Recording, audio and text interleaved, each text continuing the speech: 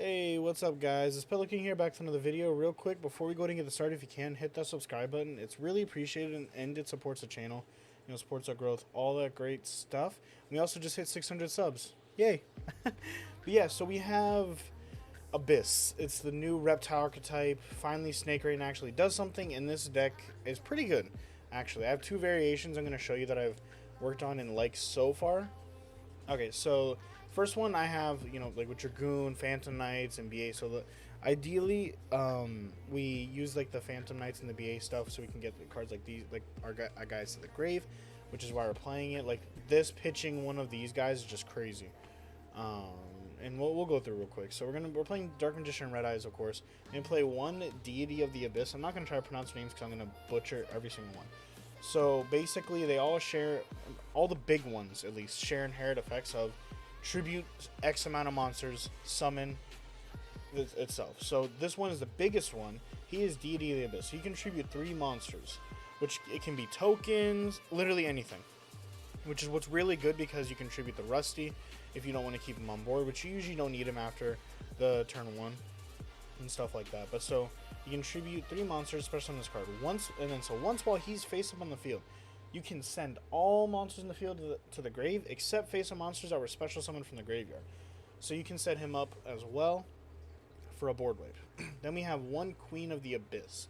She tributes 2 instead, and it's a whole thing. So if a monster is special summoned from your opponent's grave, you can send 1 card from your opponent controls to the graveyard, and it's any send, and it's not a non-target, no destruction.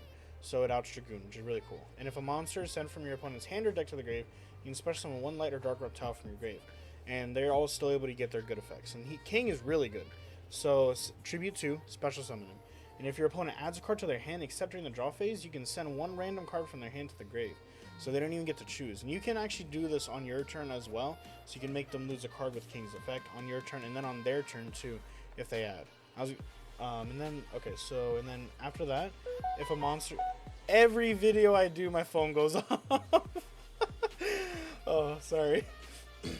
So after that, if a monster your opponent controls is sent to the graveyard by a card effect, you can add 1 light or dark reptile monster from your deck to your hand. It has to be they control as well. So if it leads to the grave for any reason, usually you can do that with your own stuff. It lets you search one from your grave or deck. And then we have Dusk of the Abyss. So if he's in your grave, you contribute 1 monster and special summon him. Then your opponent can add 1 monster from the grave to the hand, which kind of sucks, but he does help you recycle. So if you want to cut one, you could probably cut this guy. He's just a big beefy guy. For tributing 1 monster is really good. One thing I do like is, tributing like a Cloak or maybe even like a Graph or a Skarm to summon like some of the guys, because it's kind of free, to be honest. But yeah.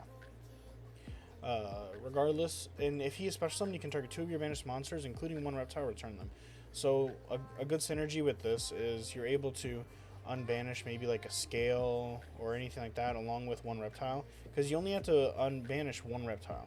You have to unbanish 2 cards, but only 1 has to be a reptile, which is really good. And then we have Dawn of the Abyss, probably the best one in terms of like going through your combos.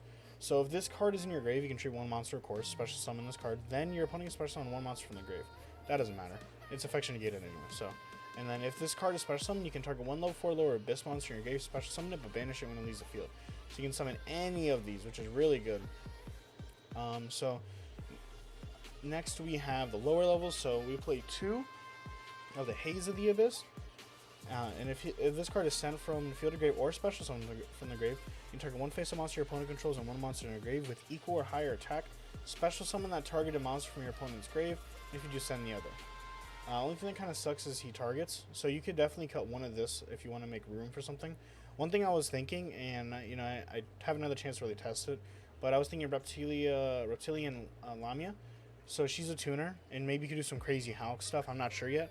But if this card's in your hand and all monsters you control are reptiles, you can target 1 face-up monster your opponent controls, change its attack to 0, and if you do, special summon this card. So she can summon herself for free, which is really nice. But, it's really dependent on you. And you can also play Rubik to go into Hulk to summon this if you really want to. Like, the possibilities on this. But This card also does, all the little ones share this kind of effect as well, except like I think 3 of them do.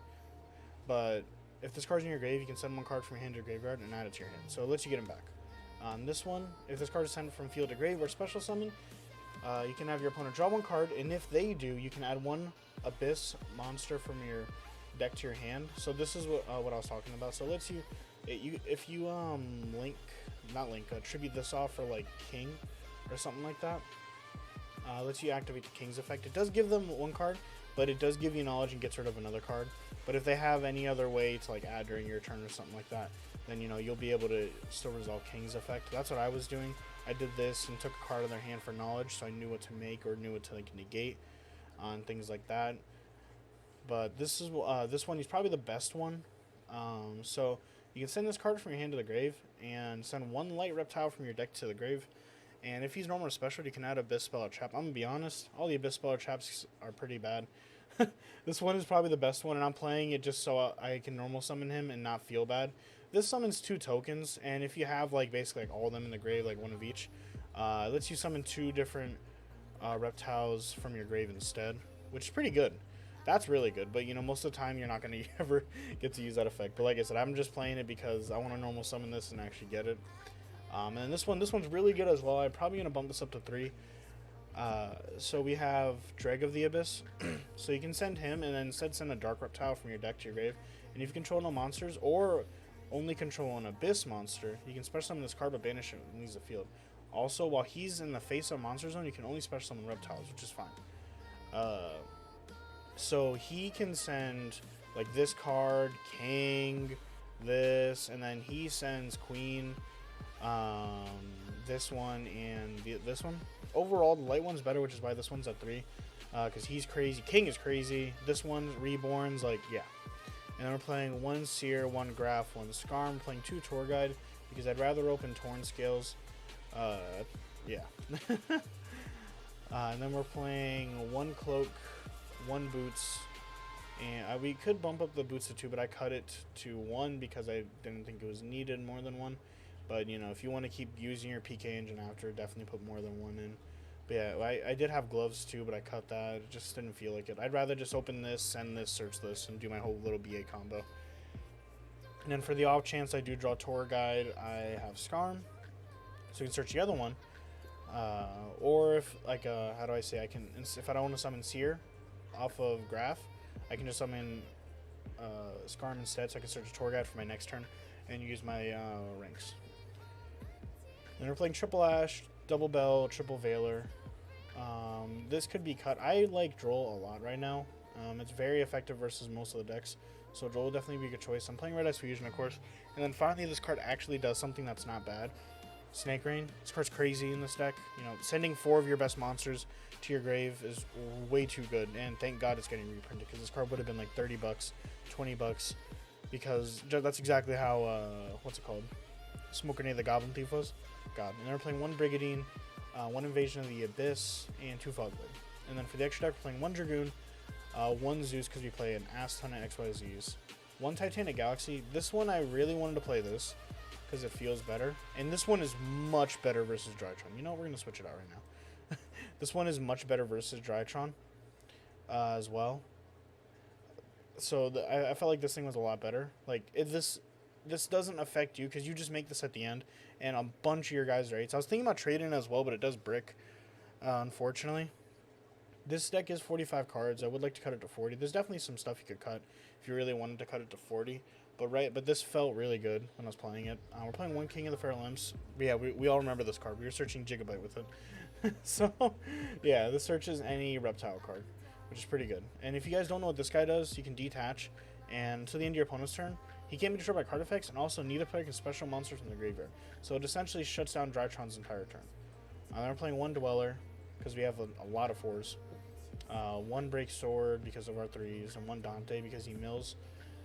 He's a flex spot too, but yeah. Then we have Access Code Unicorn, Rusty, of course. Then we have Phoenix, IP, in case we can't make the full play.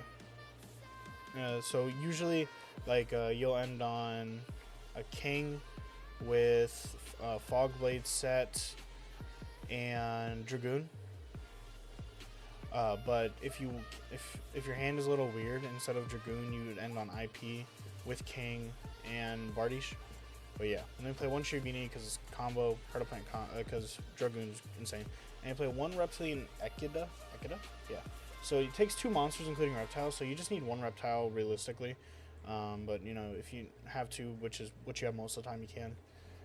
So if this card is Link Summon, you can target one face of monster your opponent controls, change its attack to 0.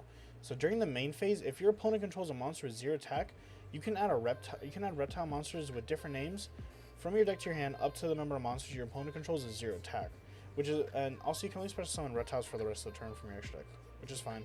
You know, it doesn't matter. You can usually just set up a board of these.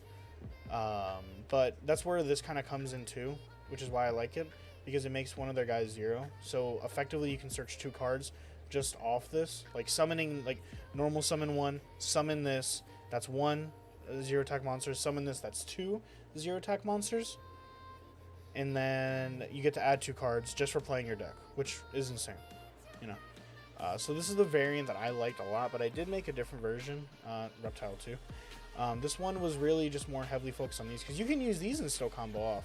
Like, opening like just these isn't as bad as you would think it would be, because you can still make plays. You know, you can end on Dragoon with like a King or Queen if you like, you know, open up like it's like a 2-card combo, I believe. I'll make a video if you guys want to see it. Right now we're just going through the deck. This is the extravagance version with more hand traps, because I don't like losing to going second. Playing 2 Nibiru, triple Ash, triple Droll, 1 Magicalized Fusion because I want to resolve Part Plant twice if I can. And still 1 of this. I'm never gonna play more than 1, because like because like all the other ones are just horrendous. But yeah, Magicalized Fusion just feels good. This one we're playing like a much more generic extra deck. Triple Dragoon, double King of Feral Imps, double of this. I wanted to play 3 of this. You could cut a Cerebus if you really want to play 3 of this, but we're probably not going to go into it more than twice. Even in like a real grind game, it's still like you're not going to go into it a lot. But this is my extravagance version. I do like this one a lot as well. It just doesn't like make a big board, I guess, like the other one does, but this one still sets up some stuff. But it doesn't heavily lose to hand traps, which is something I do like. And you do get to play more copies of them, like 3 of this. This card's absolutely bonkers for the deck, to be honest. But yeah, if you enjoyed the video, go ahead and let me know. I really like this deck, and I can't wait for it to actually come out. And yeah, if you have any other decks you guys want to see, go ahead and let me know in the comments below. Take it easy.